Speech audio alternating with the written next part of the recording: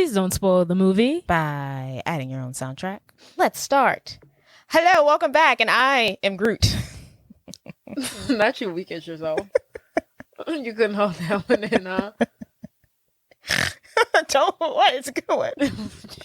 Why can't that one be funny? I don't know, but you just instantly started laughing at yourself. My name is Kate Wallace. That's the girl from this movie? No. Kate. From last night. Oh, okay. Her name is Kate. I was like, is that her last name? Yeah. And welcome back to Please Don't Spoil the Movie. The podcast brought to you by two sisters who love each other. Sometimes. Per occasion. Yes. Don't forget to like, comment, subscribe, rate, and review. Even if it's a bad review. Oh, God. Tell your friends. I was going to say something. Oh, you were joked when you made that little same haircut joke yesterday. I couldn't even get it out. We were watching this show, and this girl was dating this guy, and she had short hair, and he had short hair. They had the same haircut, and I was like, y'all have the same haircut. You have the same barber. I think that's what you said. I said, y'all go to the same barber. And she was so joked. I was weak at myself.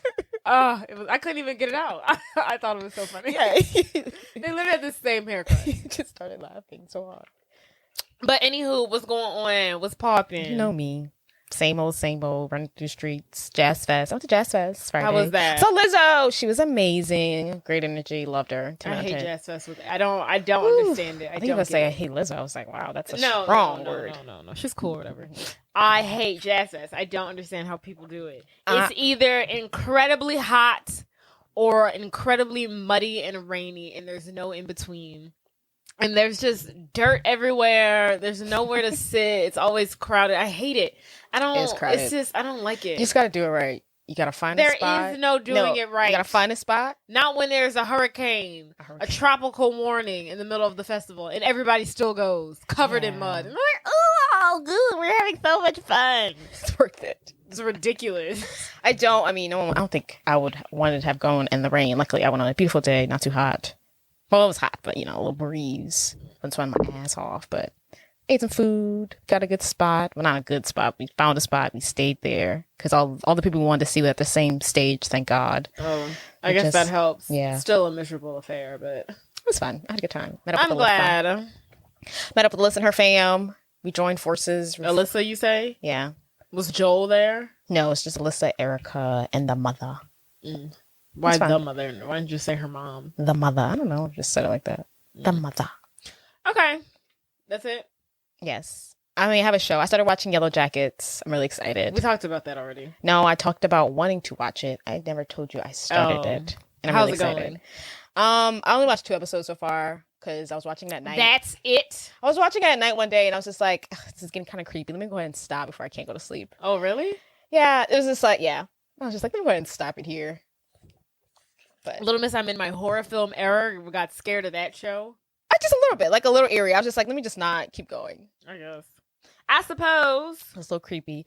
How is your life? You're going to talk about Cheer. Of course. That's all that my life consists of.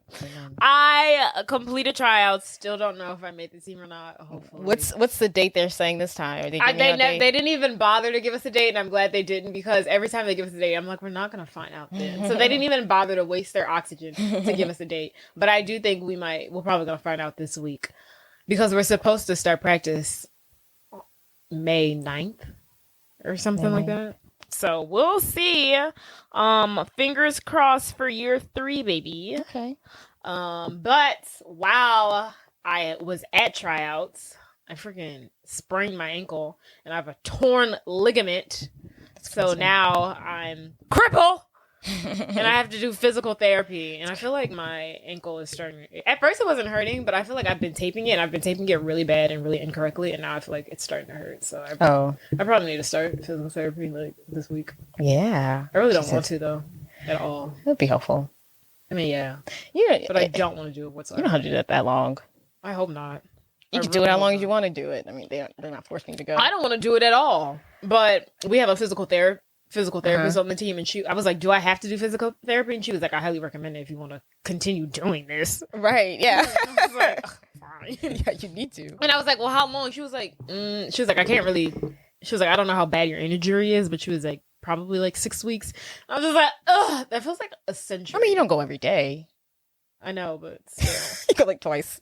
I think when I did physical therapy for my foot, I maybe once or twice a week. But it's just like frustrating because I was like, well, are they open on Saturdays? They're not. And I was like, do they have appointments after 5:00? And she was like, no. So now I have to figure out my work schedule around going to physical therapy. Do you have to go to this place, or that's a free place? Or I don't think I have to go to this place, but I was like, where else am I going? I don't know any physical therapy locations. You would Google. I guess. We'll see. I don't know. Just to make my life easier, I'll probably just go there and ask my boss if I can come into work early and just leave. For sure. Whatever. Life. But that's it. That's about it. That's all I got going on with me. On my end of the stick, in my neck of the woods. Me and Jade and my mom, we watched Cruel Summer yesterday. I think we liked it.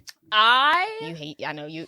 Still, I had to go to sleep telling myself that it's just a show, Jade. It's just a show. It's just a show. You're really bothered by it? I was so infuriated, so enraged, so engulfed with anger. Like, I literally was like tossing and turning. I was like, this evil bitch. Oh my God.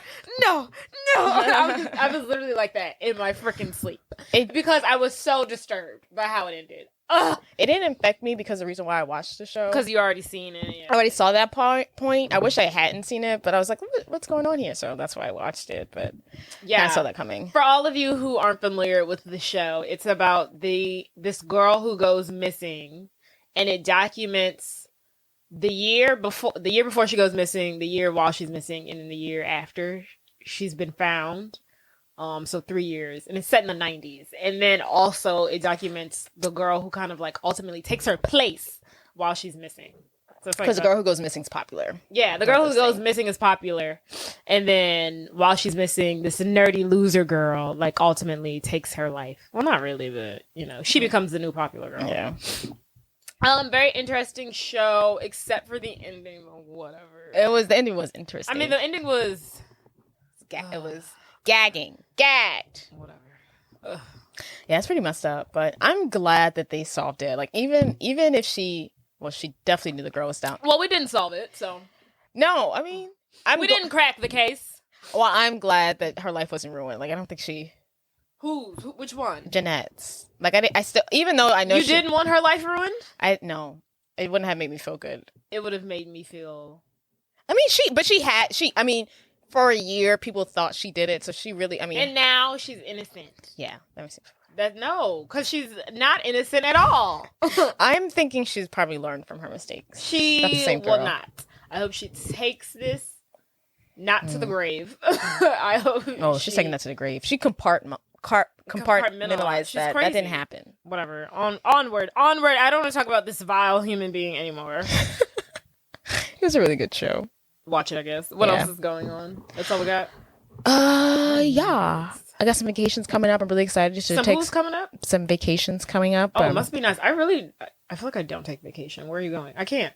Where are you going? Yeah, you need a job. I'm gonna keep telling you that until you quit. Honestly, I don't even think I can't. It's not because I can't take vacations because of work. I can't take vacations because of Saints here. I know, because you use it all for them. Yeah. Yeah. I mean, with your old age.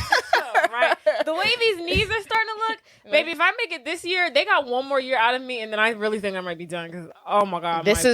One more year after this year, or this is the 1 year? No, one more year after this. So this is going to be year 3, hopefully. And I think I'll do year 4, and then that's it. You think you could do a year 4? Girl, I was trying to make it to year 5. Ooh. I was trying to make it Not to the year way 5. you come home. I have a concussion. No, this year, but the first year wasn't like this. This year, yeah. I come home with concussions and sprained ligaments and cracked knees. Yeah, I can't do this much longer. You'll be 30. Yeah, by the time. Who's the oldest person? Like, what's the average age for these people? Everyone's probably like 20-ish, 23, 24. Mm. I'm probably on the cheer side. I mean, we had guys on the team who were like 40. Well, they're not doing what y'all doing. They're just holding all up. The cheer girls, there's a couple of us that are like, I'm 27, Courtney's 28, Kiara's 28, Lakin's 28, 29. Mm-hmm. So there's a few of us. Getting up there in age, man. Yeah. These knees ain't kneeing like they used to. Like, one of the girls on the team, Michaela, me and her used to like redo tumble together. Mm-hmm. And every time we go to tumble, we just feel like, whoo, Y'all be stretching first? Ugh. I need to start stretching. Oh no, I literally, my warm up is like 30 minutes. Okay. And like we'll be in there for like 2.5 hours. She's like, we've been here all day because you warm up for an hour and a half. I'm like, I'm not 17 anymore, We need Michaela. this. Yeah. I've got to do this. If I skip one stretch, Yeah. I'm gonna tear something. Yeah, she's like, your warm up is like 2 hours. I was like, We I need don't know this. what you want me to tell you. Our warm I'm pushing 30. Yeah. She need to get into some yoga. Right.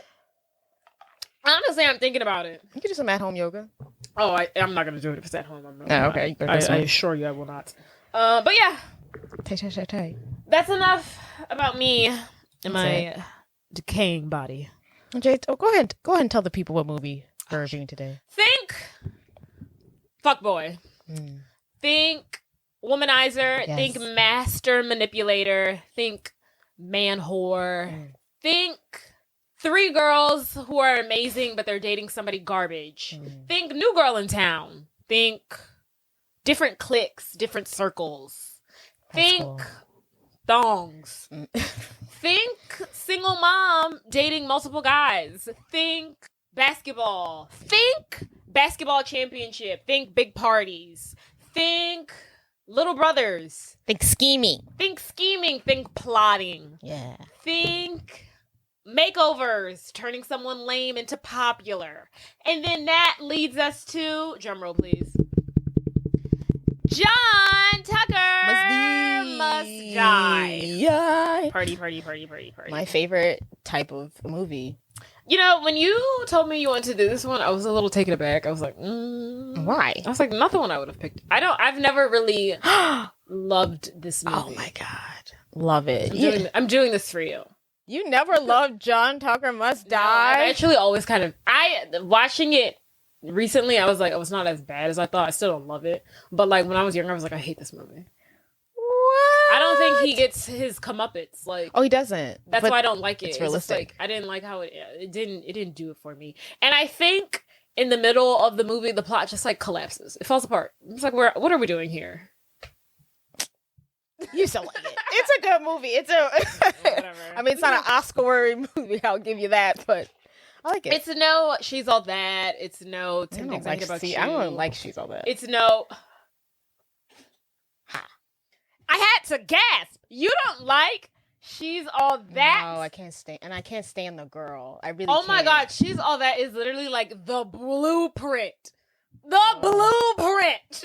It has all the elements. I Jordan. literally cannot stand. It has girl. all the elements. I cannot stand her. It meets the equation. I cannot stand. It the main has character. a prom. It has a makeover. It has a house party. It has a graduation. It literally has every perfect element needed I just for a can't- 1990s teen coming of age romantic comedy. I like the plot. I just cannot stand that girl, and I just don't. Yeah, it's not my favorite. What's wrong with her? She's annoying. There has been many other movies with many more annoying girls in films that you like. I don't like. i.e. Twilight. So Oh, Jade. First of all, I like the books. I do not like the movies, and you know I do not like Kristen Stewart. Don't you do that to me. well, Don't you do that I to me. won't stand for the She's All That slander. I really won't stand for it. I don't understand. Since when? I didn't know you felt this way. It's Always really have. taking me aback. Yeah. I'm. Well, how do you think I feel about John Tucker Must Die? A movie where women get together and ruin a man. They don't ruin him successfully. It Well, would be a great it's movie not if they actually ruined him. It's not their fault they couldn't take down the patriarchy in this time period, but they tried. It's pretty realistic because at the end, the good guy always wins, and no one he ever, Where's the lesson? Men always win. The cheater, the schemer, the liar still comes out on The top. lesson is worry about yourself. If he cheat on you, go ahead and do your own thing. Let him beat. No. That's the lesson. No. I think he learned. I mean, he did learn a lesson. He stopped lying. Whatever. I see no growth. Okay, give us some facts. Some facts. In a real world, this is reality. He would have been accused of date rape as soon as he left for college, and his daddy would have covered it up, and he still would have gone on to be the star basketball player. Maybe that would have happened. He Not went to. Had these girls not did this to him, maybe he just changed his whole course of life. One girl that didn't get date raped by this crazy man. Once a rapist, always a rapist. Once a potential rapist, always a rapist. Summary. After discovering they are all dating the most popular guy in school, Three girls from different cliques band together for revenge. So they enlist in the help of a new girl in town and conspire to break the jerk's heart while destroying his reputation. Once again, I feel like I've been really in a period of like depression when it comes down to like not being able to like find like who is up for these roles and who got it instead, and it's like really sad because like I can't they're just like not giving me the information that I need anymore, and I don't know why. But anywho, so the film was directed by Betty Thomas and written by Jeff Lowell. It was released July 28th, 2006, distributed by Fox, 20th Century Fox. Watch options, you can watch it on Hulu, and that's literally all I have. Stars. Facts. Watching on Stars now? No, I'm not actually. That's actually very interesting that it says Stars. Oh, you're watching it on Hulu? I'm literally watching it on Hulu. Oh, okay. Huh, that's weird. Let's go. Interesting. Budget. Okay. High school, I'm gonna say the budget's $20,000. $20,000? Oh, sorry, $20 million. Sorry. I was like, what? $20 million. We get nothing. Pretty close. Yes, 18 million. Ooh, look at me. Okay. Now let's see. That's for me. Box office. I give it 30. No. 50 million. Am I getting worse? You're better. 40 million. Should I keep going? No, you went down. You're doing good. Okay, 70 million. Okay, 68.8 million. Okay, we got a hit, baby. Did all right. Did all right. We got net profit. The kids are doing all right. Cast. We have Kate. We have Brittany Snow as Kate Spencer. Jesse McClaff as John Tucker. The most popular guy in school. Mm-hmm. Ashanti as Heather Montgomery, the head cheerleader. Yes. Sophia Bush as Beth McIntry. McIntry? Who cares? The vegan slut. Mm-hmm. Ariel Cabell as Carrie Schaefer. The class president, Little Miss AV Club, yes. Future Harvard members of society, whatever. Penn Badgley. Is it not Bradley? I always thought his name was Bradley. I think it's Bad. Oh, Badley? Oh, yeah, something like that. That's a loop. As Scott Tucker, the lesser Tucker, the other Tucker. Jenny McCartney as Lori Spencer, Kate Spencer's mom, and that's literally all we really need to know. There's some good characters in here. Shout out to Ashanti and shout out to Penn. Ashanti. You know how excited I would be if I did a movie with Ashanti? That's crazy. Love her. I was reading when I was trying to find some interesting text. I really didn't find anything. But apparently the girl who plays Kate, Brittany Snow, we've also seen her in Hairspray, Pitch Perfect. Apparently her and Ashanti did something together back in 2002. I don't know what. A song? No, like a show, an episode of something. I don't know. Oh, okay, like a pilot. And Ashanti was like, yeah, she asked me for my autograph. I was like, that's such a bitchy. Oh, dang.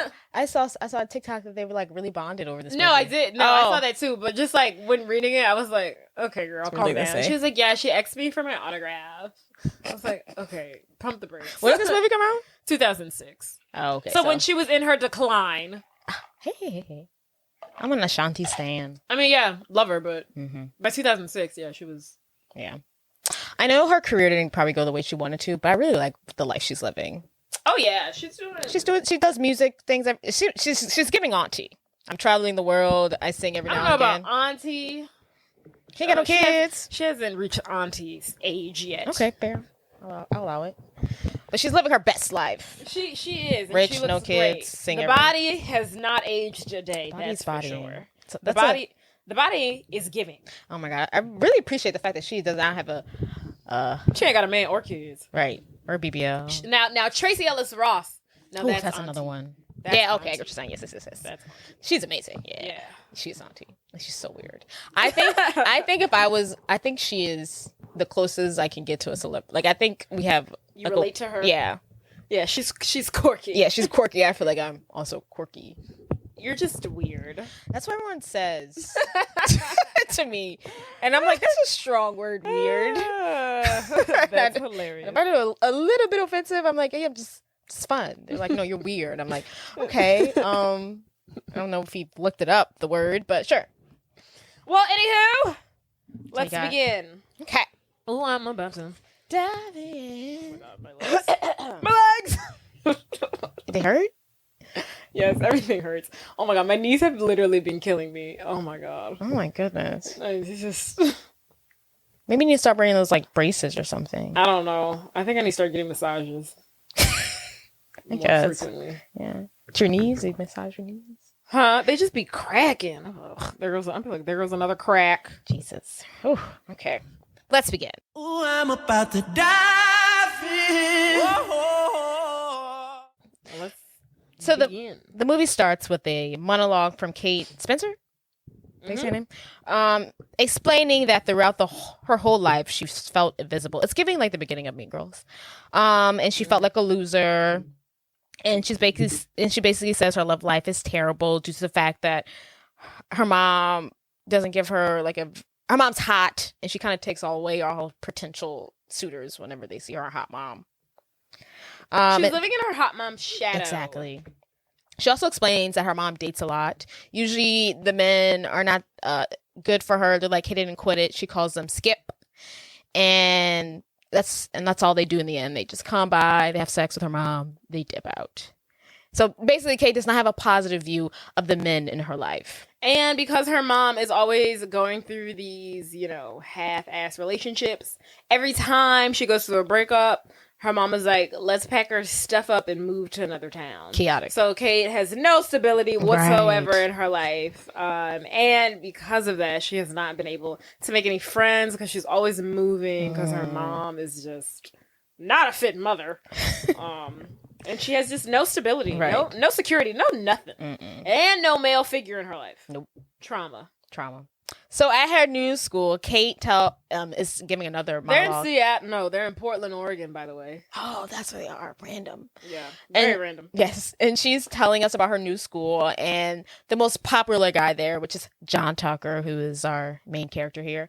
He is rich, hot, beautiful, tan, loaded, the star of the basketball team. He's everything you would want in the most popular guy in school. Right. He's got it all. He's got the magic. He's got it, especially the rich part. Yeah, the rich part. It's amazing. Rich, hot, and athletic. Yeah. He's got the money. That's a trifecta. Too. Yeah, that's a trifecta. They're not always rich. Yes. Middle class, but he's loaded. Rich. So Kate is a waitress, and while she's at work, she sees John Tucker go on 3 different dates with 3 different girls. One is Carrie. She's the chronic overachiever. Then we see the head cheerleader, Heather. Ashanti. Yes. And then we see the pretentious vegan activist, which is Beth. Oh, girl from, what's that show called? Oh, she was on, oh my God, One Tree Hill. Oh, yes.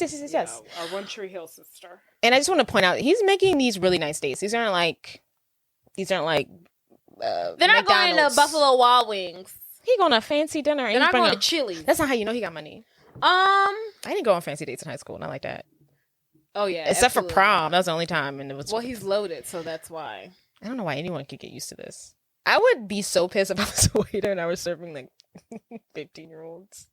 Oh, absolutely. Get out of here, dude. Absolutely. Get out of here. 100%. That's so annoying. Oh, jeez. I would punch him in the face. Like, oh, kill me now. So Kate learns from her coworker that John dates different girls from different cliques at school, so they never interact. So they never know about each other. And then he convinces the girls to keep their relationship secret by claiming his father forbids him from, dating during the basketball season. Yay. If I'm dating the hottest boy in school, I'm telling everyone. Literally. Everyone knows. Literally. It's not a secret. I'm not. I'm texting, I'm DM, I'm putting on my Facebook post. Especially the way they make him out to be on this movie. Like, they make him out to be like Jesus Christ reincarnated. Everybody gonna know. God. Like, he is just so untouchable. Yeah. So perfect. Just so, That's what the girls did it wrong. One girl should have been like, he's my boyfriend, and been very possessive and told everybody in the school and been a bitch to everyone who tried him. That's how you secure a man. He would have dumped her. No, you can't dump her. I'm crazy. No, he definitely would have dumped her. I'm crazy. You can't leave me. He definitely would have dumped her. So, Kate definitely sees John throughout the movie rotating these 3 different girls around. It's very evident that he's dating these 3 different girls. And then one day, You leaving? Come on in. Let's see the outfit. Oh, you look cute. A cowgirl. You're so matchy.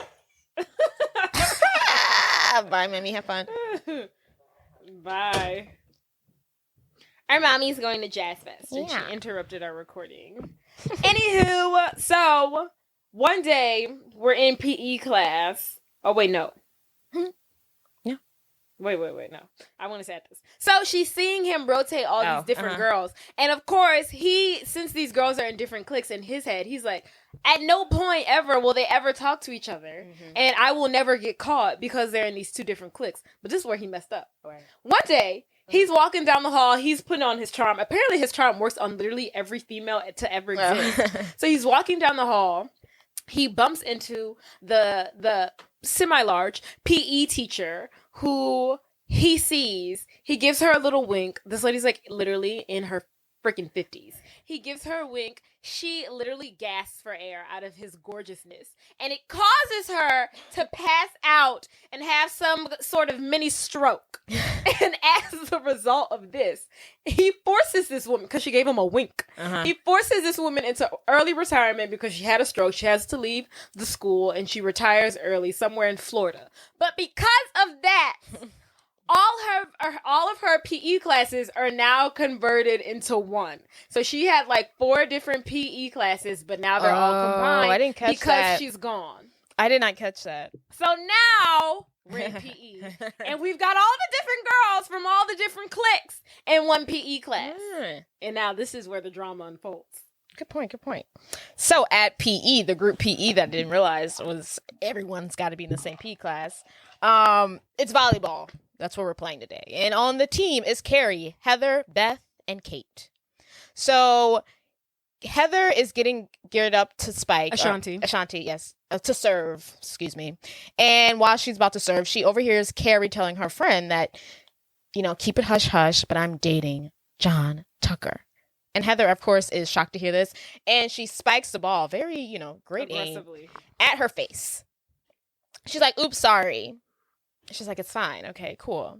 She goes to, try to serve again. Carrie's like, okay, back in the game. Yes. She tries to serve again. And again, she hits Carrie in the face. Great aim. So at this point, Carrie's like, what's going on here? Like, what's your problem? What's your problem? So they basically start to fight over John Tucker. I'm dating him. No, I'm dating him. No, I'm dating him. No, I'm dating him. So they get into like a tussle. A tussle. That's the word I'm looking for.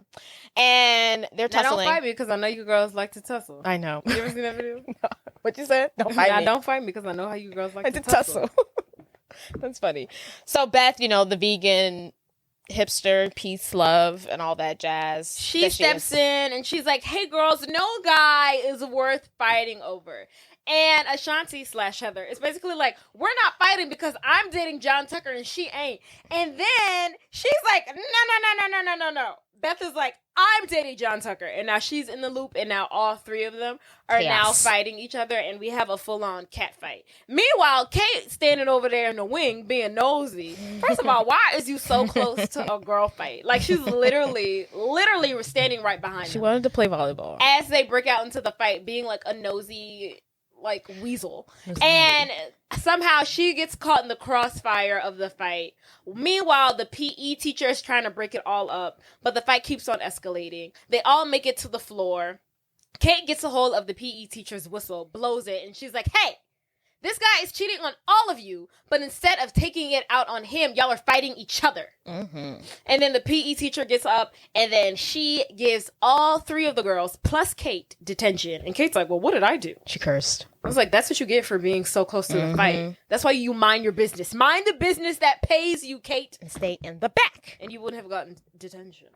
So after school, we see Kate, and she's the first to arrive at detention, where she meets the other Tucker, Scott Tucker, which is John's little brother. Played by Penn. Penn Badgley. Bradley? I'm going to call him Penn Bradley. I don't care what his name is. Okay. He's Penn Bradley in my eyes. Such a cutie. AKA Joe Goldberg. AKA the murderer from Right. You.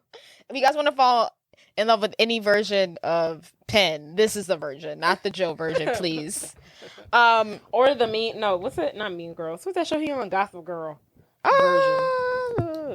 I remember when You first came out and everybody was like, he's literally playing his character from Gossip Girl just a little bit more creepier. Just like if he like really, that was like, I could see that being the beginning of his story. This is how he turned. This is his origin story. Right. He's obsessive. Okay. So Scott Tucker is the complete opposite of his brother. He's giving more grunge. He's more maybe academic, not as smart as Kate. He's more laid back. More laid back. He's more like hipstery almost. He kind of reminds me of a less hot version of Heath Ledger in 10 Things I Hate About You. Okay. But like less hot. Mean. Yeah, less mean, less cool. Less intimidating. Yeah, less intimidating, but like a nicer version. Yeah. So Kate and Scott, they're getting to know each other. While that's happening, Heather goes to confront John about the rumors she's heard about him dating Ashanti, yes, multiple other girls. And John assures her that those are all lies, that you're the only girl for me. I love you. It's me. We're right here. So if I could have a girlfriend, it would be you. You already know that, girl. He's really feeding those lies. The lies. And Heather believes him. And she's like, yeah, totally, babe. So cut to detention. So all the girls are there. Kate, Heather, Beth, and Carrie. And once the teacher leaves, Heather looks to the girls and is like, so I talked to John. It was sweet. He felt bad for you. He said that you were jealous because we share something special. Something that we didn't have to label. Because it's our unspoken bond, and I just love how secure you are. And it hurts me to hear you question it, because you're the only girl for me? And Kate is meanwhile like sitting at a completely different table away from them. Rolling her and then eyes. she's just like, shut up. And they're like, excuse me? And she's like, oh, I'm sorry. And they're like, no, if you have something to say, then say it. And then she was like, look, you girls are all beautiful. You're all gorgeous. You can do better. He's doing this. He's calling you baby and love and doll face so he doesn't get your names mixed up. He's bringing you to the same restaurant so he can keep remembering the same routine that he goes over so he doesn't get tripped up. He's doing all this because everything he does is calculated. It's all intentional. Mm-hmm. And they're like, do you have experience with guys like this before? And she's like, yeah, Skip. In reference to all of the horrible men that her mother has dated, that she has seen firsthand, but has never experienced for her own self. She's never experienced a Skip or a John Tucker. And then basically they're like, well, what do you think we should do? And then she's basically like, you should get even. Love. And they're like, who are you? And just when she's about to be like identified as a human being for once in her life, she's like, my name is, and then the teacher comes in and he's like, hey, no talking.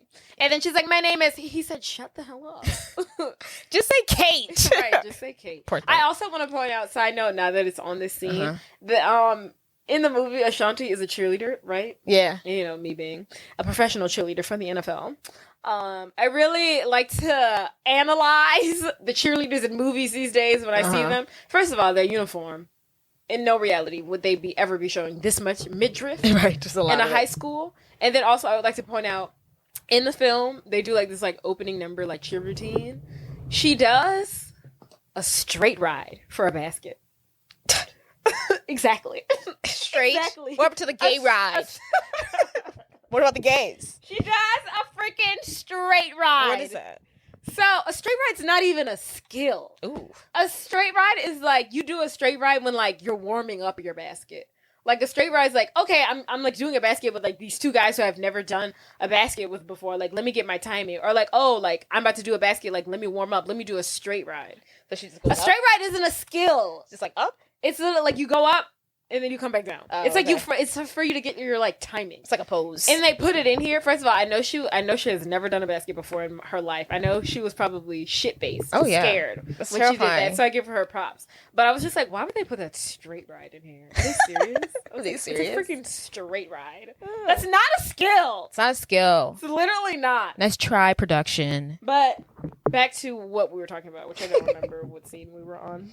Kate. My name is... Oh, nothing. my name's Kate. So that kind of concludes the detention era that they're in. So that night, Kate is at home chilling, and her mom alerts her that she has a guest downstairs. And then she has another guest, and then she has another guest. And then we see Heather, Beth, and Carrie have arrived to Kate's home. And they're basically like, we need your help. We need you to help felicitate? Yeah. Is that right? Felicitate this scheming to get back at John, because we can't do it without you, because we all hate each other and it would never work. So we need your help. And then Kate agreed. So then the next day at school, the girls, they meet up to go over their plan. Carrie, being the overachiever that she is, she's like created a slideshow, a PowerPoint presentation. She was like a laser. And then she's like, okay, girls, let's dive deep into how and why it is that John Tucker is so popular, and how can we destroy him from within? How do we make him undateable? How do we make him unattractive? It reminds me of the Mean Girls. How do we take down? She's Regina nothing without her George. hot physique, her loyal band of followers, and her lover. What was it was like her Aaron's? Her army of vicious skanks. Yeah, but what was Aaron's? Her boyfriend? No, her. Oh, I don't know. Okay, sorry guys, we can't figure it out. So they all agree a way to make him undateable is to crush his confidence. Mm-hmm. So Beth says she has an idea. She's the first one to come up with the scheme. And then the next scene, we see her with John and some photographers in the woods. So they're basically doing a photo so shoot. random. And she's like, this will be so good for your brand. And she was like, Armand takes pictures for my mom, and he's also taking pictures for Vogue, GQ, Victoria's Secret, so he knows what he's doing. So random. So random. So the photo shoot begins, and John looks severely uncomfortable. He has no shirt on. The photographer is asking him to be mad, and he's making these weird faces. He's not really good at it. And then cut to, I'm assuming that night, or maybe the next day, or at the end of the week, John is on a date at the movie theaters with a completely new girl. Where is he getting these girls from? I do not know. And before the movie starts, like previews, but like even the previews, an ad comes on the screen, and it's a picture of John, and he has his shirt off, and the message says, "Just another cute face." And the girl looks at him. He's like, "Oh, you're a model?" He's like, "Yeah, I do some stuff." He's like, on the "Yeah, I side." do some modeling part time. And then another message comes on with his face still on, and it says, "Or the face of herpes." And then he turns to her and he's like, whoa, I don't have that. He's like, I don't have that. And then another image comes on, and then it says, "There's nothing cute about herpes. I know I have it." And then the girl is like horrified, and she's been sharing a straw with him, and she gets up out of terror, and she's like, don't touch me. And he's like, "Molly, I don't have herpes. I promise.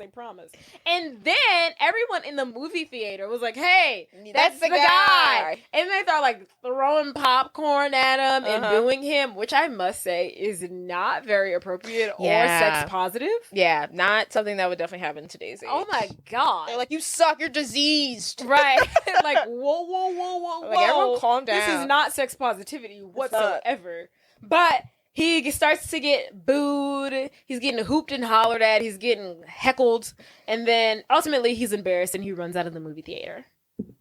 Poor thing. And also, I want to say the girls were there and they're loving it. Yes. They were sitting in the balcony, eating that crap up. Just when they think their plan worked, Kate basically says the first rule in warfare is do not underestimate your opponent. And they definitely underestimated the popularity, the charisma, the charm that is John Tucker. And just when they think they had him, they were just, getting the ball rolling with his, demise. No. Somehow they give him an award for being like an advocate for herpes awareness. He gets a teen responsibility award. And he gets up, he gets the award. He's at some award ceremony. They got kids with herpes sitting behind him. And he's just like, "I, myself, don't suffer from herpes, but herpes sucks. Yeah. Here's to me. I'm an overachiever. Thank you." He says, "I'm glad to be a voice for the silent." I'm glad to be a voice for the silent. The crowd loves it. Huzzah! They go crazy. A girl with herpes kisses him. He probably got herpes now after that kiss. I think he pulls away, but I don't know why she. Yeah, girl, don't be kissing people. Right, and she has like an open blister on her It's active, face. honey. But anywho, come on. So just when they think they're taking him down, no. He rebrands. You know, Shift. it really is parallel to Mean Girls. It's giving the scene where they cut the holes in her bra. Her shirt. And then she sees the holes and she's like, oh. And then she walks out. She's got the tank top on with the 2 holes. We see her bra. And then the next day, everybody's wearing 2 holes in their shirt. It's just where so you can see popular. their bra. Right. It's definitely, he's untouchable. Just like Regina George. Yes. His fame is too high for, it's a tiny little batch of herpes to ruin him. Though, in Mean Girls, they were able to tarnish Regina George. Yeah. They made her fat. They made her fat. That's all you got to do to a woman. She's actually really terrible. Yeah. It was impossible to end John Tucker. All you had to do was make Regina George gain 5 pounds. It's over for her. Right. Is that a bulge I see right there? No, ma'am. So watch it, fat ass. It's so terrible. The girl was bigger than her. Oh, Jesus. So back at Kate's house, the girls are there. They're regrouping. They need to come up with a new plan. And while they're there, they learn that Heather is currently taking estrogen pills to go up a cup size. She steals them from her mom because her mom takes estrogen for some reason, which makes them come up with the idea to give them to John to make him less manly. Estrogen, you know. Mm-hmm. So at John's basketball practice, we see Heather. She sneaks in to pour. I guess she mashed up the estrogen pills and she pours them into John's protein. And he's like, "Hey, babe, how are you?" He's getting ready to take his protein shake, and she's like, "You know, you're looking a little less toned. You might need to go up a couple doses." And he's like, "Oh, really?" He's like, "Yeah." So he takes extra protein with the estrogen, and he's hooked on that crap. So cut to, we see Kate. She has her own little side love story. She's in chemistry class, and we see Scott Tucker, the other Tucker. He needs a lab partner. He goes to Kate and he's like, do you need a lab partner? I need a lab partner. The two are hitting it off. They're flirting. The chemistry is building. It's there for sure. They're definitely, at this point, good friends, you know. It's there. There's definitely a little chemistry, a little flirtation, a little vibe. They're perfect cast, these two. So next we see he is. I don't like her. I don't like her voice. Oh, I love her. Her voice is annoying. It's disgusting to me. Yeah. Okay, yeah, John. God. Every time I see her, some bass in your voice. I love her. Every time I see her in Pitch Perfect, I'm like, oh my God, I can't believe this is the same girl. She's such an adult in Pitch Perfect. I know, right? She looks so different. She's all grown up. But that night Yes. And that night is the basketball game. And John's on the court. He's doing this thing. But while he's out there, he's complaining about sensitive nipples. Ouch. Yeah. One of the opponents on the other team keeps on bumping into him. And he's like, hey, dude, be careful. They're sensitive. Right. He's like, nice. What? He's like, my nipples. They're sensitive. And then the guy on the other team is trash talking him. And he's like, John's like, that's not a very nice thing to say. It's not very kind. And then the guy's like, what's wrong with you? And then he's really just not in his element. He's not in his zone. He's having a rough night. The coach pulls him aside and he's like, is everything okay? He's like, yeah, I'm fine. He's like, I'm good. I just want to get back to the game. Is that okay with you? And he's like, okay, sure. So he gets back in the game. He's really distracted. He loses the ball. And he's like, see what you guys are making me do? You're making me mess up. And he's just really starting to get more and more and more emotional throughout the game. It's like, okay, dude, calm down. So as that's going on, he finally, I think it must have been he needed the win. The game win shot. He goes up for a dunk. He misses. He falls in front of everyone. And then from that, he cannot take it anymore. He has a mental breakdown. Tucker, you okay? Can you finish the game? No. I'm anxious and bloated. My nipples hurt. Don't be a pansy ass. We need you. Get up. Let's go. No. I won't. It's always me. We need you, John. Let's go, John. John. You're always yelling at me. You never listen to me. What about my feeling? And he runs off crying. He's out of the game. Everyone's like, what the hell is going on? And he has completely not only fumbled the game, but embarrassed himself in front of everyone. Yeah. And then the girls are all kind of sitting at different areas in the gym, and they're like, oh my God, did you just see that? We're back in, baby. We're back. We're destroying him. We can do this. They think they're doing great. That is until a couple other hot girls in the school. How many hot girls go to the school? Right. Infinite. First of all, the first girl, her teeth were a little janky. Oh, wow. And then the second girl, her bangs were just, ugh. It's like, what is going on with those bangs? The bangs. But then she had the bangs, but then her hair was doing that little, like, flip up thing. Oh, yeah. It was disgusting. I was like, not here for it. First of all, the biggest crime in this film, I would have to say, is the fashion. I mean, some of the worst I've seen. I just think that the 2000s, like 2004 to 2009, was just like a really bad fashion era. Yes. So that's obviously what it's chalked up to. But it's just like, oh my God, every outfit that they have on, I'm just like, what are they wearing? It was a hard time for us all. It was a hard time for fashion. It was. In the mid 2000s. Nothing was good. Oh my God. Nothing like the 90s, the early 2000s. Fashion was killing it. Was flourishing. Yes. Once we hit 2004, we hit a dark. It was very Disney. Let's just throw on accessories. Let's just throw on crap. Let's just put on as much garbage as possible. Right. Oh my God.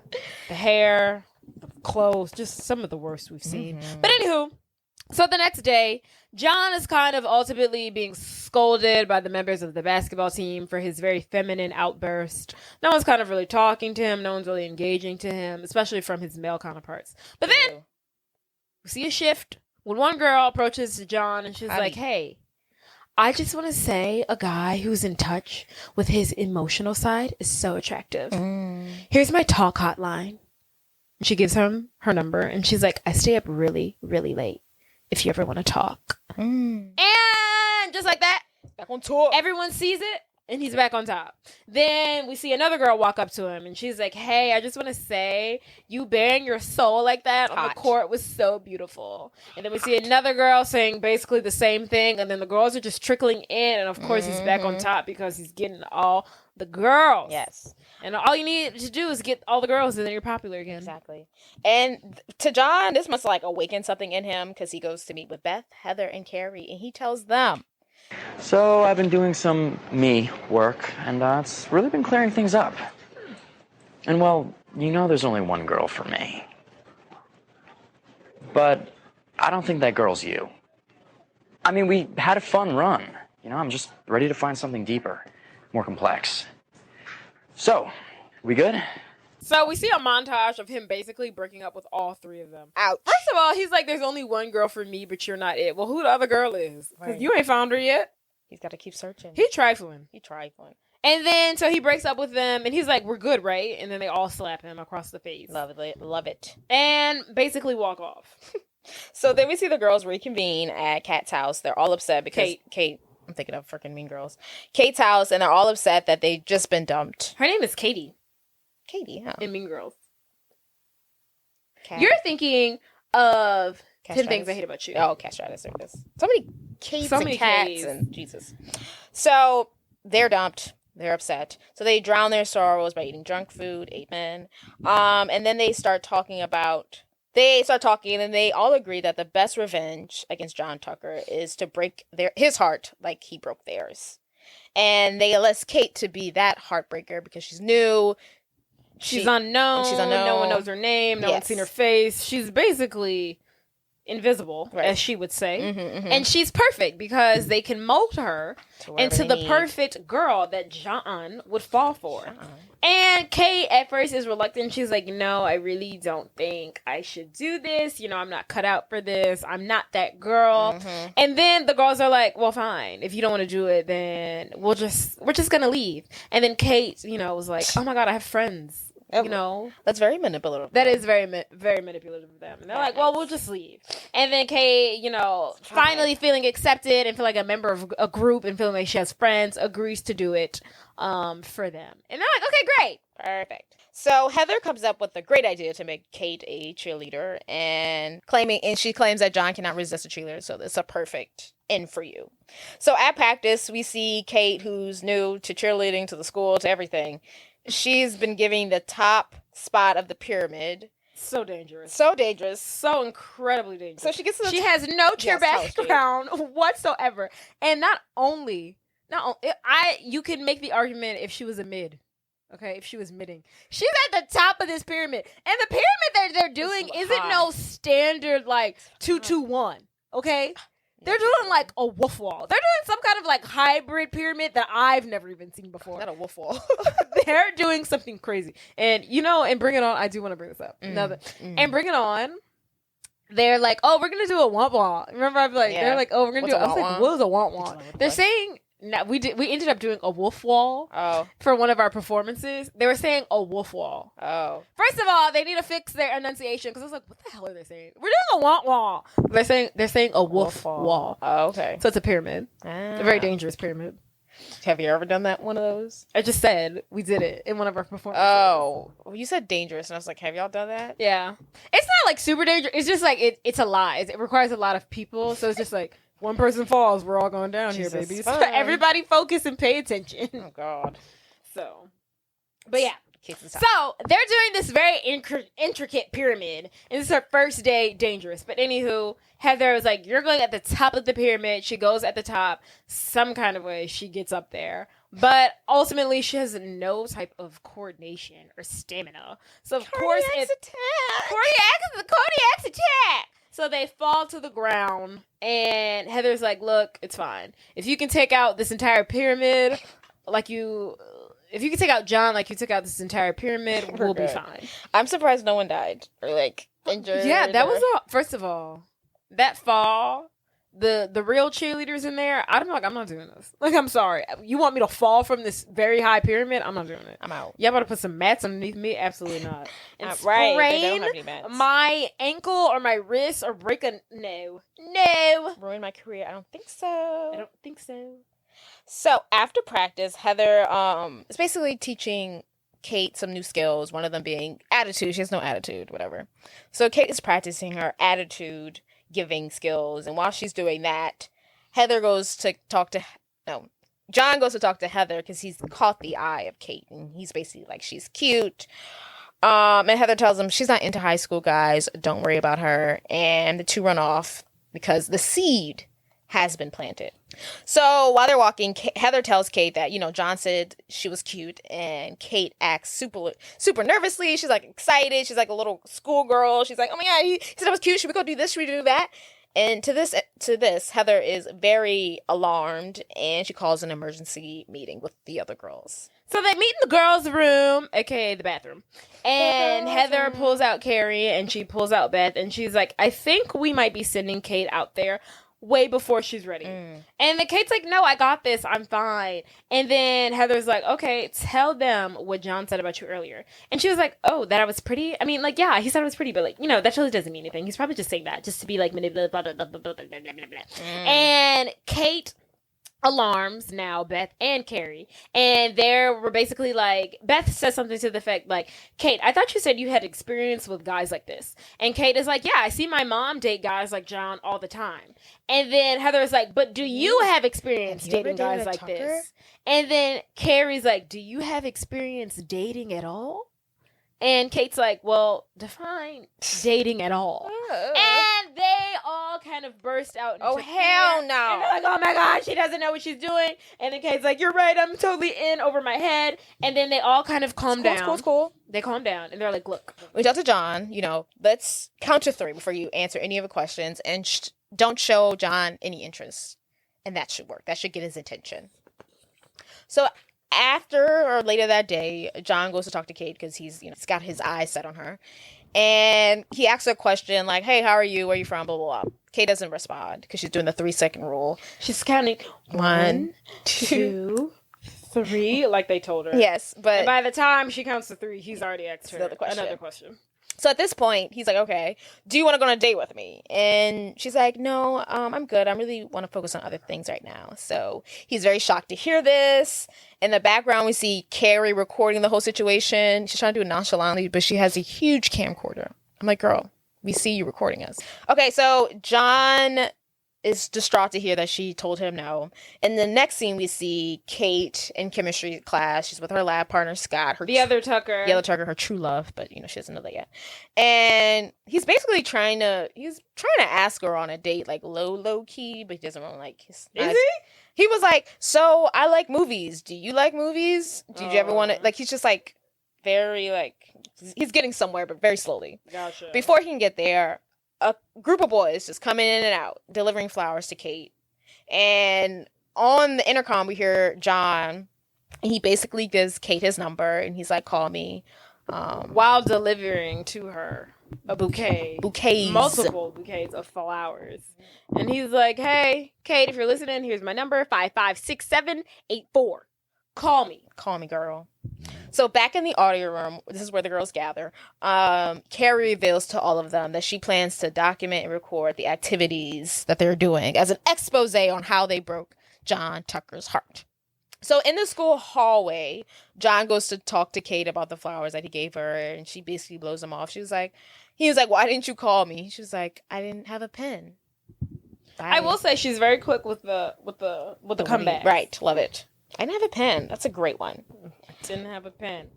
So John goes to talk to Scott. And he's like, hey, you're chemistry partners with Kate, right? Mm-hmm. And then he's like, yes. And he's like, okay, tell me something about her, what makes her tick, yada, yada, yada. And then Scott's ultimately like, well, I don't really think she's your type. And then John's like, girl is my type. Boo. And then he's like, okay, well, I don't think you're her type. Because she's into old school Elvis Costello. She likes obscure podcasts. She's deep, bro. And he's like, hey, I'm dating the entire poetry team. I'm deep. And then Scott is just like, well, I don't really think this will work out for you. I will say the fact that she listened to podcasts back in this time, I was like, tell you that I didn't know what a podcast was. At no point. I remember someone telling me about a podcast in 2015. I was like, what the hell is that? Yeah. NPR, get on my face. I was like, when he said that, I was like, they had podcasts back then, right? Exactly. How were y'all listening to it? Right. You mean the radio? Like, he listens to obscure podcasts. I was like, there's normal podcasts? Exactly. She's listened to the obscure ones. Exactly. There's regular ones? Exactly.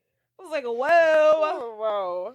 But anywho, so after getting this intel, the next day at school, Scott, the other Tucker, is walking with Kate, and he tells Kate that John has asked him to get intel on her.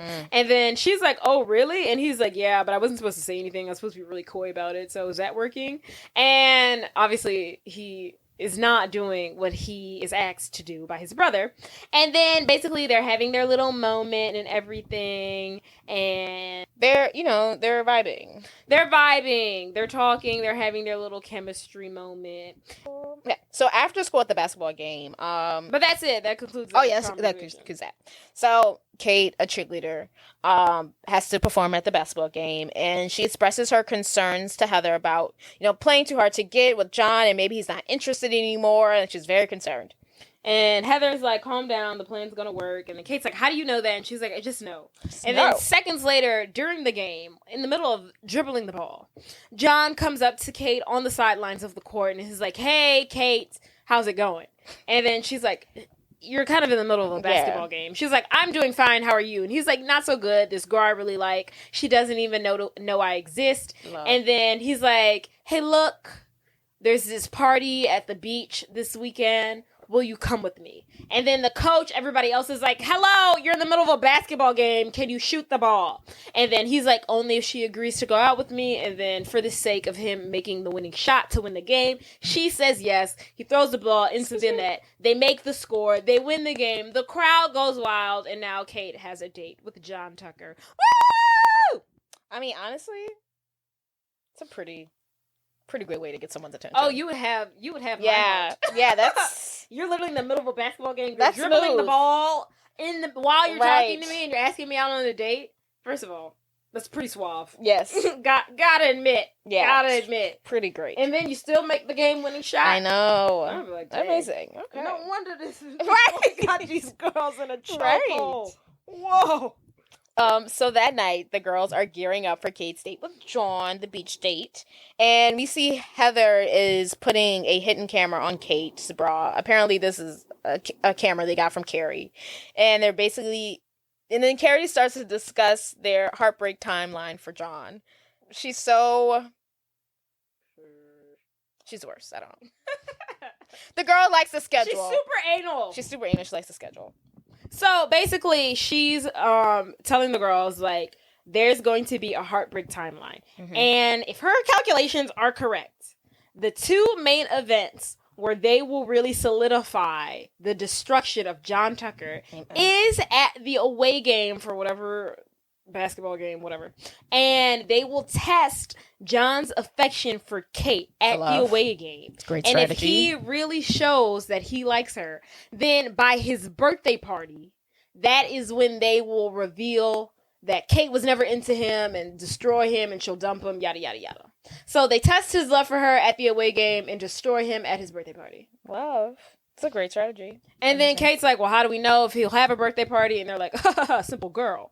John's birthday is like homecoming mixed with the MTV Movie Awards. He will, in fact, have a birthday party, and it's like the biggest party of the year. And then they're like, are you ready for your date tonight? And then Kate's like, yeah, of course. Count to 3. Ignore him. Don't give him eye contact, yada, yada, yada. And Beth is like, no, sweetie. No. That was before. Now he has you. We have to reevaluate every date now. This is, you can't do what you did in the past. Now we're in a new arena. We're in a new playing field. Now you're actually going on the date. You can't do those same things. You're not playing hard to get anymore. He's got you. And then Kate's like, well, what do I do? I'm not ready. Blah, blah, blah, blah, blah, blah, blah. And she's freaking out. And Carrie's like, shut up and calm down. And then they're like, well, it's fine. We'll fix it. We'll get it together. Let's role play. But basically, Kate comes up with witty ways to be mysterious and, like, condescending towards John. And they're like, not okay, giving him much. She's ready. She's ready. Let's go. So, cut to, they're heading to the beach. It's the beach date. So, Kate arrives. Soon after, John appears at her side, and he is very happy to see her. Why he didn't pick her up? I don't think she wanted... She had to prepare. That's true. So, while she's walking, everyone is saying hi to Kate, which is very news to her, because she's, she's used to being invisible. Ain't nobody saying hey to John. They're all like, hey, Kate, what's up, Kate? Good looking, good Kate. And then John's like, whoa. Right. Looks like I'm on a date with the most popular girl in school. And Kate's like, well, lucky you. Right. So at first Kate is not falling for his tricks. He's being very charming. He's telling her to look at the sunset. It's all cute stuff. Yeah, he's like, tell me about yourself. Tell me everything. Tell me your story. Kate's like, it's still being written. Then he's like, I just want to look at you because you're so beautiful. Yada yada yada. He's really putting on the charm. He's He's pulling out all the guns tonight. So, cut to, it's that night, and the two are sitting by a fire. It's very, very romantic, honestly. And we see Scott looking off from the distance at a different fire? At a different fire? There's multiple bonfires going on at the beach. There must be, like, the cool bonfire and then, like, the not-so-cool bonfire, maybe. And that's where Scott is sitting, watching. Meanwhile, Katie, Carrie, and Beth... Not Katie. What them girls' names is? Beth, Carrie, and Heather are somewhere in the cut watching at a distance on the camera. The camera that they have on. At this point, the night's winding down, and John is like, hey, can I take you home? And she freaks out because this was not in the plan. She's like, yeah, sure. So first they have to pee. First she has to pee, and then John's like, okay, you go pee. I'm going to go talk to my brother to check on him to make sure he has a ride home and everything. I'll meet you at the truck. So then Kate goes to the truck, and then she's like freaking out. She's talking to Beth, Carrie, and Heather through the microphone. She's like, hello, I need help. What do I do? This wasn't part of the plan. So then she's in the truck. Beth arrives, and she's like, hey. Beth hops in the car, and she's like, look, it's going to be fine. He's going to try to kiss you. You know, just like lean into it, yada, yada, yada. And then Kate's like freaking out. She's like, I don't think I'm a good kisser. I don't know how to kiss. And then Beth is like, oh, fine, I'm going to have to show you. So then Beth leans in. She pretends to be John. And then she's like, what you have to do is you have to grab that beautiful neck of his, lean into him, and then just plant one on him. And then they ultimately kiss. And then while they're kissing, some like little 14-year-old boy is like, holy John Lamma. Kiss her again. Do it. Get out of here, you little perv! If you notice, he says, holy Jamma Lamma. And then at the beginning of the movie, when that guy's giving her brownies, and he sees her mom, he says, holy Jamma Lamma. Legit, holy Jamma Lamma? Holy Jamma Lamma. Okay. I've never heard that word before. Yeah. Holy Jamma Lamma. Jesus. So, He's like, holy Jamma Lamma. And then they notice him and they're like, get out of here, you little perv. And she flashes on the lights. And then when she flashes on the lights, John emerges and he gets in the car. But Beth is in the car, so she hurries and hides in the back of the trunk. Luckily. So on the way home, they're driving. Carrie and Heather are also notice that Beth is still in the truck and they're concerned. But they're driving home. John is putting his investigating skills to the test, and he's put on some. What is it, John's? What's that guy? Oh, he puts on some Elvis Costello, and she's like, "Oh my God, you like Elvis Costello? This is like my favorite artist." And he's like, "Oh yeah, me too." He's like, "Oh yeah, I totally love him." Yeah. He's never listened to Elvis Costello a day in his life. Never. He doesn't even know who that is. Doesn't. Neither do I. Yes, neither do I. So Kate's like warming up to him. It's working. So they finally make it home. But to give Beth some time, Kate's like, hey, can you walk me to the door? At first, so John walks her. And at first, before they get like all the way there, John's like, hey, I could walk you all the way to the door. But I don't want to be tempted to kiss you. And if I don't want us to move too fast and ruin what we got here. Because I really like you. I really like you.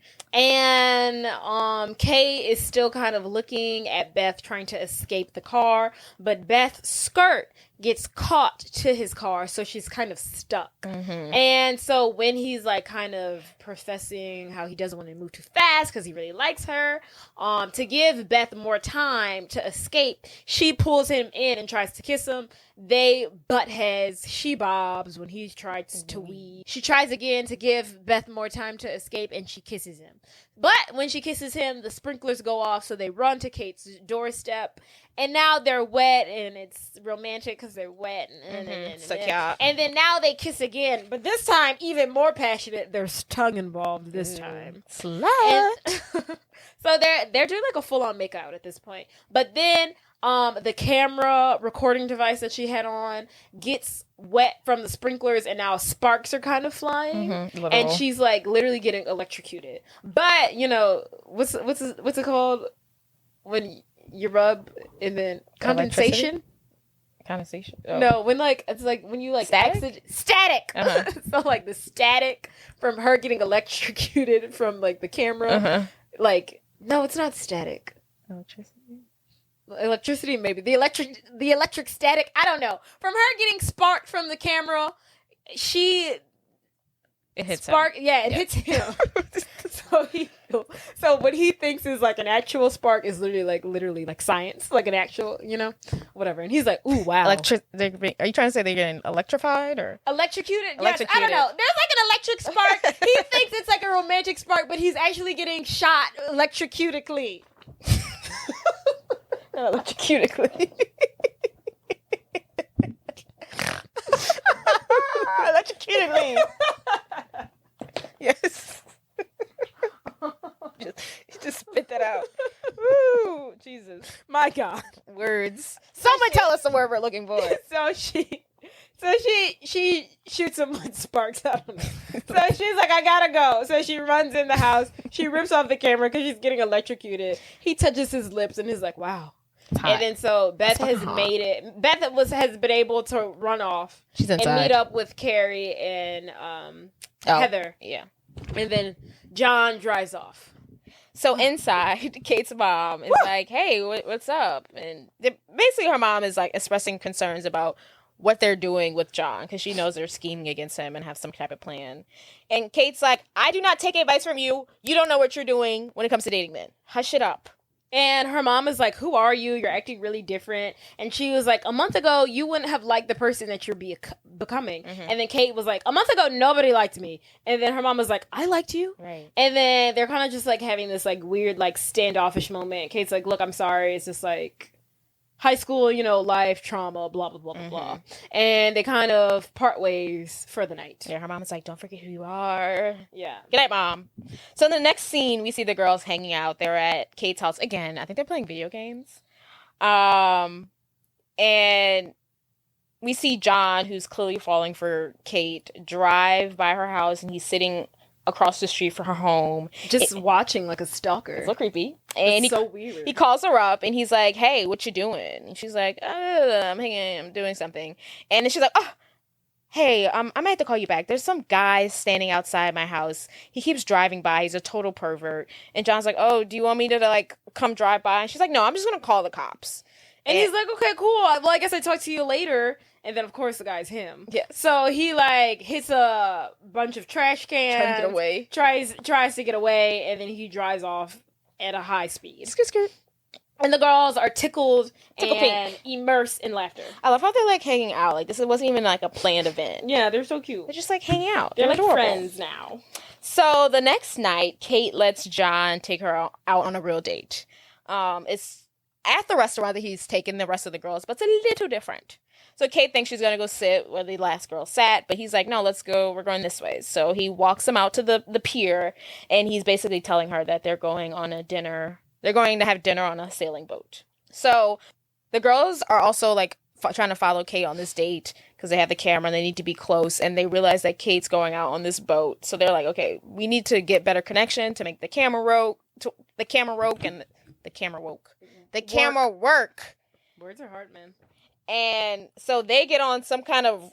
They get on this, like, speedboat. This, like, motorboat that's, like, 50 years old with a trash engine. They've never been on a... They don't know how to work this thing. Yeah, so they go out to sea trying to follow John and Kate. On the way there, the engine gets flooded with water, and then it ultimately falls off. And now they are stranded in the middle of whatever ocean, lake, whatever they got over there in Portland, Oregon. They are stranded there. I wonder if this is the same, because 10 things I hate about you, Portland, Oregon, am I tripping? They are in Seattle. Dang it. Seattle. Similar. You get what I'm saying. Yeah. Portland, Oregon, and Seattle might as well be the same city if you ask me. Right. I will say, I've been to Seattle. It's very pretty. Very pretty. Nice. But anywho, so now Kate and John, we're back to them. This is really Kate's first moment truly alone with John. No and they're really having a heart-to-heart. They're really, like, vibing. He is, right? He's telling her that, you know, he plays this big, hard act, but he's, you know, really he's just trying in the world. He's got an emotional side to him, and everyone thinks he's like this big tough guy, Mr. Cool, but you know he's really just like everybody else. He's an everyday guy, you know. He's just trying. And then Kate, they're just like, you know, they're relating to each other on some sort of level. He puts like a flower in her hair or something. They slow dance. She's ultimately low key falling for him. I mean, if a boy took me out on a boat, if we're in high school, this is not even a prom. Yeah, it's a regular night. This is a regular date. We're going out on a boat. With candles? In the middle of nowhere? Like, nigga got money. Oh my God. You got money. I'd have been like, we have to get married. Right. We have to. I'm betrothed to you. Oh like, my God. what? You took me out on a boat and we're only 17? That is crazy. Could you imagine? It's not even like this is a sailboat we're on. Right. This is so romantic. And if he would try to break up with her, oh my God. It would have been too much. So their date goes swimmingly well. Love. They're both ultimately falling for each other on some sort of level or degree. Mm-hmm. So the next day at school, back in the audio room is the girls, you know, cave. They want details about everything because they couldn't watch it, the date with John. But Kate is clearly, she's being like standoffish. She doesn't really want to share anything. And it kind of seems like she's starting to feel bad about everything they're doing to John, and maybe kind of likes him. And then Beth notices and she's like, oh, I know that look. I know that face. She's falling for John. And then they're just like, okay, like, how do we fix this? How do we revert this? And then Carrie is like, you know what? I know how to fix this. So she goes off. She takes her little camcorder with her. She's such a detective. Right. She's a huge journalist. She breaks into the boys' locker room. She hides in a locker, and she secretly videotapes them. And then in the locker room, they're having, like, you know, male locker room talk, and they're all kind of expressing to John that he's whipped. And then he's saying that he's not whipped, and of course he says something incredibly sexist, misogynistic. He starts bragging. Man, you whipped! Whoa. Nobody is whipped. Okay, John Tucker is not whipped. Oh, here we go. Let's just say at tonight's away game, I'm gonna be scoring more than baskets. Bingo. Okay. Uncorker, then porker. Now that's my man. Slam dunk, baby. Uncorker and porker. Slam dunk. So So, cut to, we see Kate. She's in chemistry class again, and Scott, her lab partner, is starting to add, a little more standoffish as he sees her. When do they show her the tape? Right at the when she does at the away game. Okay. So Scott is starting to act more standoffish now that he sees her, his crush, falling in love with his older brother. That can't be good on the family dynamic. And he tells her that, you know what, I got a new lab partner. Ouch. And then she's like, oh. He basically broke up with her. He literally did. Basically. He's like, yeah, I'm going to go back to being partners with Alex. This isn't working out for me. Yeah. You suck. So that night, Kate is upset about everything that's going on, and she's also upset to see her mom is going on another date with a previous skip that she had been on a date with already. This is the pilot guy. Yes, and her mom is basically like, don't call him that. He's a nice guy. And then she was like, he's in town because he has a layover and he's probably finding someone to lay over. And I was like, ooh, girl. Why are you saying that to your mom? Her mom was like, who are you talking to? I was like, that's literally your mother. Yikes. I mean, her mom, obviously, what are they doing? It's not her fault that she knows her mom is up in there having sex.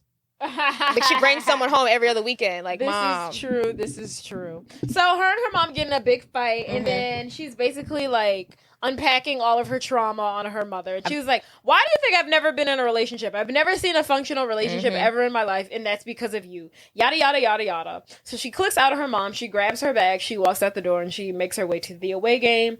And her mom's kind of left there like, I mean, I feel like her mom needed to hear this. Oh, yeah. I know her mom doesn't like new Kate, but this is something you need to hear. Oh, yeah. You need to be aware of how you're moving because it's You're affecting not me. good. Yeah.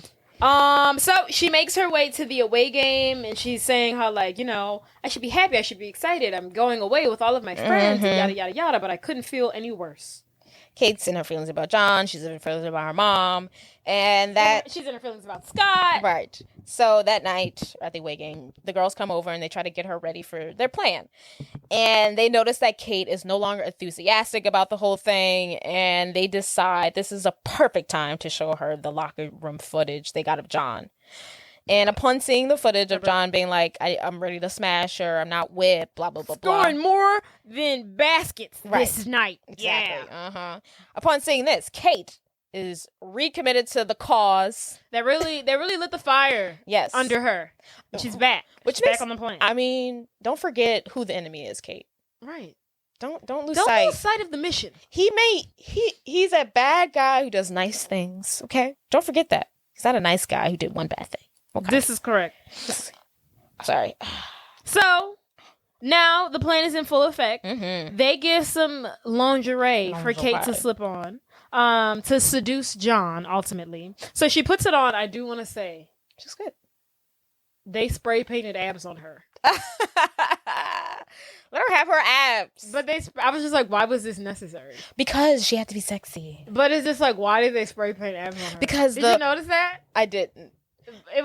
I never noticed it younger, but as someone who has now forgotten spray tans and has had abs spray painted on me, I was like, wow, they really went crazy with the spray tan. Like, they spray tan those abs, like, they really contoured her stomach. I was like, this is a bit much. I was like, what was wrong with her natural body? That's the pressure they put on the female body. But anywho, so they spray painted abs on her, and they're like, oh my god, you look so good. Yeah, you look so good. So now it's time for her to do her video call with John. And during the video call, she's like, hey, I'm really lonely. And she's like showing off her like lingerie. And she's like, can you come visit? And he's like, oh yeah, I'll be right over. And she's like, but there's a problem. The chaperone is, stalking the halls. So you're going to have to come on the balcony 2 rooms down from yours. I counted. And sneak into my room. And he's like, through the ledge? And he's like, absolutely not. I don't think so. And she was like, yeah, you're right. It's totally crazy. She was like, it's fine. I was just really lonely and I was really looking forward to seeing you. She like slips off the lingerie on her shoulder. But she's like, if you're not about coming, that's fine. I guess I'll go to sleep. And then he's like, no, it's fine. I'll come. I'll be there. And then she's like, okay, great. And then she's like, I also left a present underneath your bed. He goes, gets the present.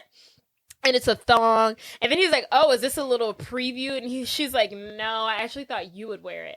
And he was like, haha, be for real. And then she was like, oh, you're so unexperienced. And he's like, me unexperienced? And she was like, yeah, it's fine. Like, if you don't want to wear them, it's okay. I'm feeling tired anyway. I guess I'll go to sleep. And then he's like, no. I'll wear them. And she's like, okay, great. I'll see you in a couple of minutes. Don't be late. It's terrible that they're doing all this in like 15, 16. I was like, you guys are doing a lot right now. This is a lot. It's a lot. She's getting boat dates.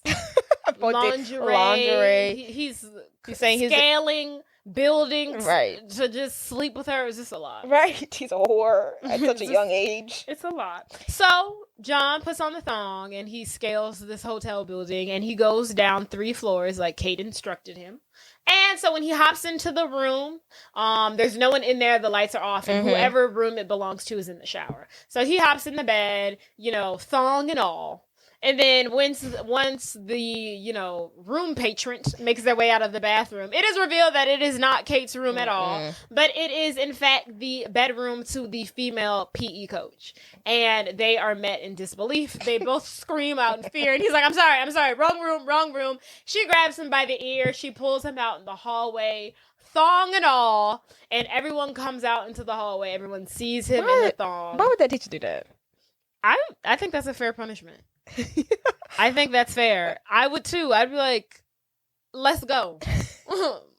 No. I think it was a bit... I don't think that. I think what she did was fair, was valid. You tried to attack me, sir? Right. Like, you know how this would look if someone saw you in my room? True. Me as an educator, 20 years older than you and you underage? Hell no. I'm grabbing your ear and I'm bringing you to your coach.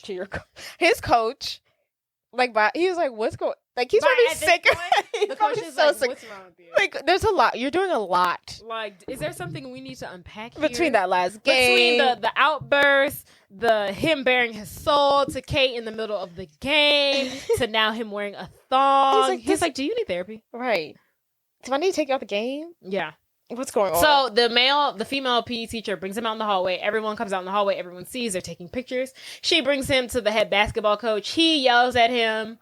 And then that kind of concludes this kind of like spectacle. It must have been 4 and not 3 rooms down. Oops. Yeah, so he locks eyes with Kate. She's like, sorry, it was 4 rooms, not 3. I miscounted. My bad. And then he goes, I know, I would have literally like spat on her. It's so nice that this guy has a strong mental head because he could have like. At that point, watching the movie, I feel like that should have been the point when he's like, this girl is not worth it. Like, and no girl is worth any of this. So, like, you would risk your life hopping over 3 buildings, 3 rooms on a building. You could have died. And then her excuse was, sorry, it was 4, not 3. Right. I'd have been like, you're an idiot. I'm over you. You pushed it too far.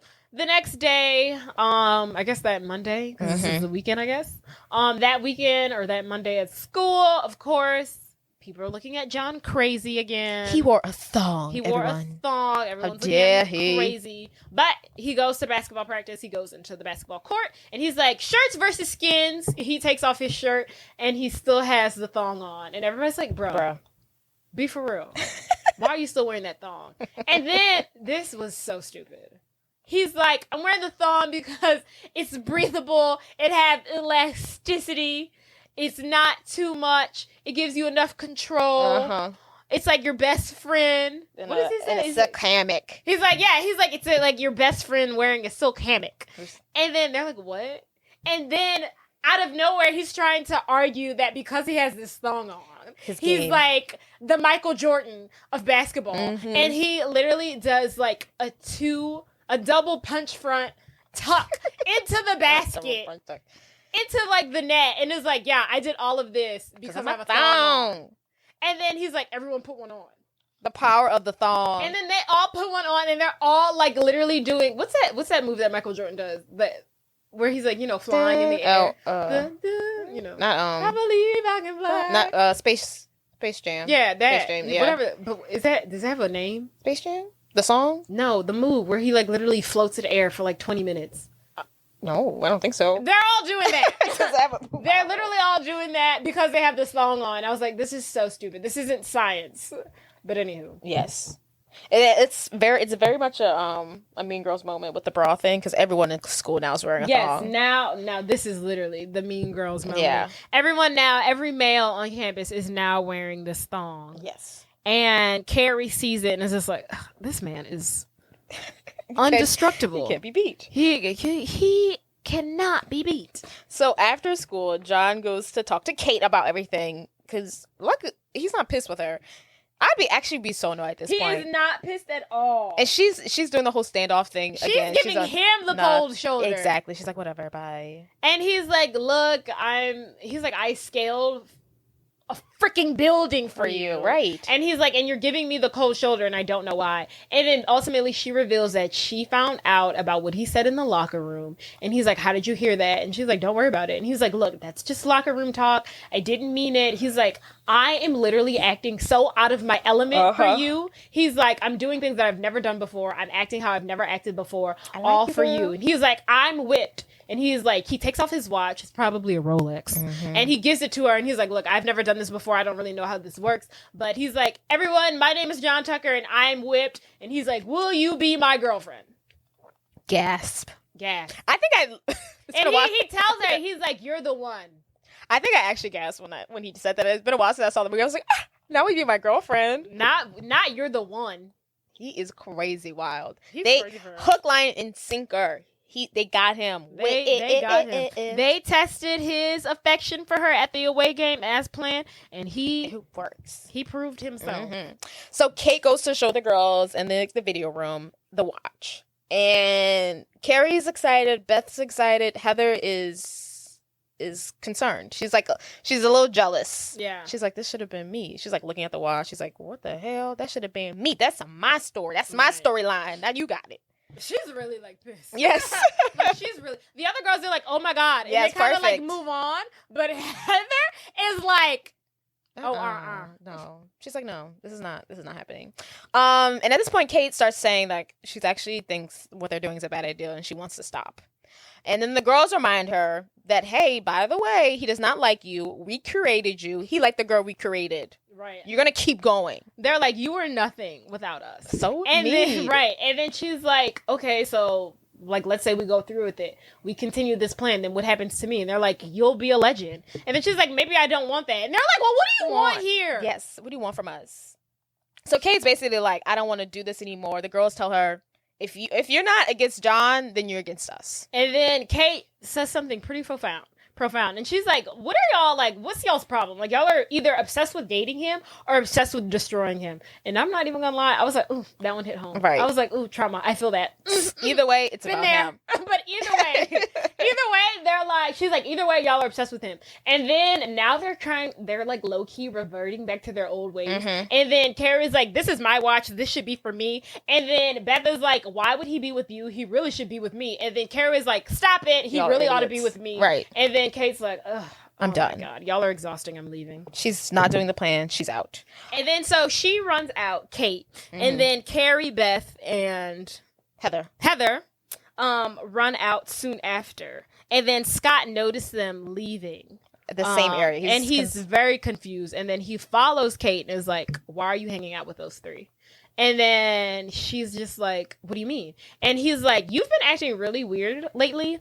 And he was like, at first I thought you were like this girl who would like never fall for John. And now that you're dating him, I'm really confused. And then she's like, it's not like that. And he's like, I know it's not like that because you don't like him. And you four have concocted some kind of plan to destroy him.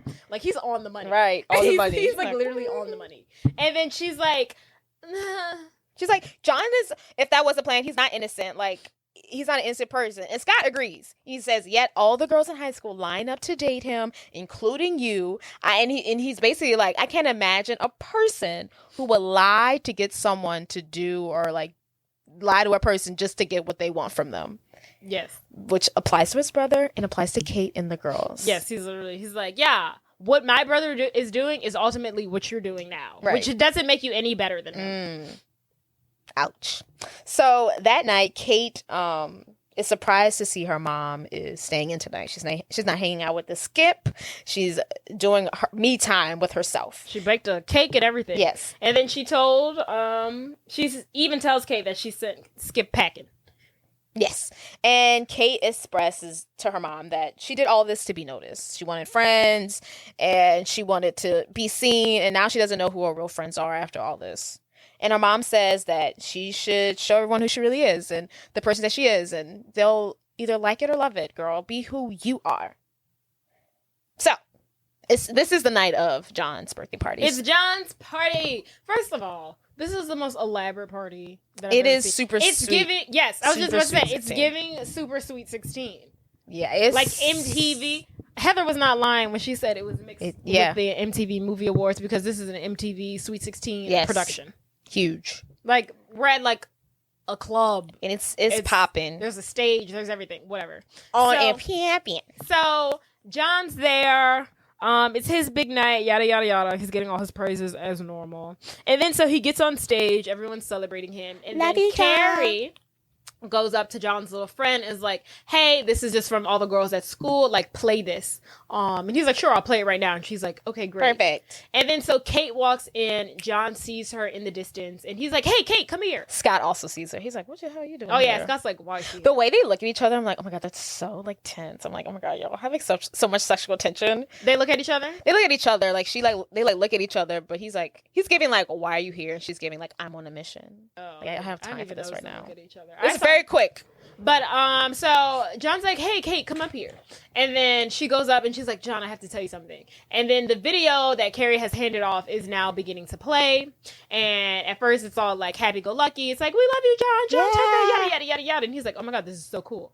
And then it's like, cuts to John kind of saying how he loves Kate, yada, yada, yada, and how that's his girlfriend. He's like, isn't this so cool? This is awesome. Yada, yada, yada. He's not concerned where she got this. He's like not concerned at where, like at what point people were recording him. He's not concerned like, why was he not like, how was this recorded? Yeah, he's like, oh yeah, like me confessing my love to her. I'm a changed man. Yeah, totally. Right. I love this. So then snap to, it is now a clip of Kate ultimately being recorded by Carrie saying like, John Tucker, there's a lot of great men in the world, and unfortunately, you're not him. I don't love you. Something like that. Basically, the same thing he told them, but like, flip, and you're not him. And you're not the one. Yeah, you're not. Basically, she's saying, I don't like you in the recording. And right before it kind of ends, she turns off the video, she unplugs it, and John's like, what's going on here? And Kate is like, look, John, I haven't been 100% honest with you. I've been pretending to be somebody I'm not. And she was like, we've devised this plan to ultimately get you to fall in love with me so I could break up with you. And he's like, who is we? And then she points to Carrie, Heather, and Beth. And he's ultimately like, okay, well, congratulations. It worked. And then somebody in the background is like, we can't hear you. What's going on? Right, you're ruining this for us. This is the best party ever. And then Kate grabs the microphone and she basically reiterates to the crowd what she said to John. And these dudes start throwing drinks on her. A full drink at her. A full drink. And then that's when Carrie and Beth and Heather step in. And they're like, whoa. Y'all are not about to throw a drink on her. She does not deserve this. And then she was like, so what? We lied. Y'all don't think y'all have ever lied before? And then she was like, yeah. And then Heather's like, yeah, y'all shouldn't be throwing drinks on Kate. Y'all should be throwing drinks on each other. And then they start throwing drinks on Heather, Kate, and Beth. Or Heather, Carrie, and Beth. And then John steps in. He's like, hey, don't do this. Don't throw anything at them. Nice. It's not nice. They're right. I have lied to get girls. And then everyone's like, yeah, and you're awesome. And he was like, yeah, but that doesn't make me a good person. That's not how I should behave. They're like, who cares? Getting girls is hot. And then he was like, yeah, but. And they're like, we don't care, John. We love you. And then he's like, well, I tried, ladies. I don't know what you want me to do. He's like, I'm the man. And then he looks at them and he's like, well, you're right. I'm the man. And then Kate. This is why I don't like this movie. He's like, after all that, he's like, well, I'm still the man. Well, what you want him to do? They weren't gonna agree. He's like, yeah, they're right, folks. You're right, folks. I think it's very realistic that no one's gonna hate him. But no one's gonna. He should be hated. He's vile. Yeah, but I mean, that's the reality of the thing. Ugh. Think about Raquel and Tom Sandoval. We hate Tom Sandoval. We do, but who's gonna get more of the blame, Tom or Raquel? I honestly am surprised at much hate that Tom Sandoval is Lovely. getting. I think people. I feel like people aren't actually talking about Raquel as much as they're talking about Tom Sandoval. I feel like Raquel's never going to be able to bounce back. I think that Tom will. This is correct. She will never come. She will never come back. Be able to recover for this. But I think it's harder. I feel like a guy's always going to win. Like, no one really cares. Like, the girls are always going to lose. No! It's misogyny. Ugh. Society sucks. Anywho, he's like, well, they're right, ladies. I'm still the man. And then so Kate takes it upon herself to take the cake for his birthday. And she shoves it in his face. Yeah. And then he shoves it in her face. And then Kate, Beth, Carrie, Heather, John, they all break out into like a cake fight. But it looks very like harmless and happy-go-lucky. Right. It's like, oh, fun. Ha, we're letting this go. Yes. And we're brushing it off. Which is random. I mean, it's just high school. Whatever. They were probably all using each other for different things. The brother did say at one point that when Scott, when he was talking to Kate, he was saying like the reason why he likes Kate so much is that he felt like this was the first honest relationship that he ever had. Like a lot of people just used him, like, or just like into him because he's a popular boy, like trying to get some, you know. Oh, woe is him. Right. Boo. I know. Yes. But yeah, you're using these girls. Like, right. Whatever. No, it goes. Whatever. Both ways, but one way is super harder than the other. The next day at school, Kate approaches John. She's like, hey, John. She's like, I'm sorry about everything, yada, yada, yada. They have like this moment. And he's like, no, like, I'm going to work on being a better person. Mm-hmm. He's like, I'm sorry for what I've done and who I've been in the past. We're good. He's like, I hope we can be friends, we can move from this. They go in for a hug, they bump heads again. She bobbed when he tried to weave, and they just shake hands, and he's like, I'll see you around, and she's like, I'll see you around. Love. And they have this like cute little lingering look. I think he still likes her. Yeah, the idea of her, but I feel like that wasn't a real her. And she gives him back his watch, and he's like, thanks. And then he's off. And then Scott pulls Kate aside, and he's basically super happy that she confessed to everything. You know, now that the everything's cleared out, you know, now we can have a relationship, and now we can date. Right, now that me and you can date. Yeah. Ultimately. He asked her to be her lab partner again, so basically they're boyfriend girlfriend. I mean, obviously. Basically they're going steady. Yeah, and it's basically hinted that the two will be dating. They're super cute. I love them. Yeah. I think they're the perfect match. Yeah, they're cute. Yeah. And then so Carrie, Beth, and Heather see this exchange. They go up to Kate and they're like, oh my God, you like the other Tucker. And they're like, oh my God, we're going to do this and then we're going to plan this and blah, blah, blah, blah. And Kate's like, no, chill out. Let's just hang out tonight. Right. And they're like, I mean, I guess we can do that. Best friends. And then we see John. Do you want to explain this And part? So Kate is like, ultimately, because Kate is also the narrator of this film. Right. And then she's like, and John did grow up and he never lied to another girl again. But now we see John go up to one girl and is like, hey, Sarah, this is Kelly. Both of you are my girlfriends. I think we can make this work. So he's being honest, but still being garbage. He's trying to start a polygamous relationship. He's ahead of his game. He's trying to be polyamorous. Yeah, so young. Ultimately. Why is this man so horny? He's like a sex addict at 15. Like, dude, calm down. Look, I know a John Tucker, and it's not going to end well for him. I promise you that much, everyone. It's not. Hopefully he finds one girl that he can be with, but or a prison cell. But I will say everything ends happily. This is one of my favorite movies. Jace apparently doesn't like it. I love John Tucker Must Die. I love it because I love when women come together to destroy a man. But they don't destroy him. He lives. The monster still lives. But the main thing that they took away from this is their friendship. And that's, you know, they came together with a common hatred and they grew, you know, together as a friend. They didn't need the man. They needed each other. And that's the lesson of the story. Forget the men. Hang out with your girlfriends. Whatever. Boo! John Tucker! I love this movie. But I like it solely for Penn Badgley. I love him. He's so beautiful.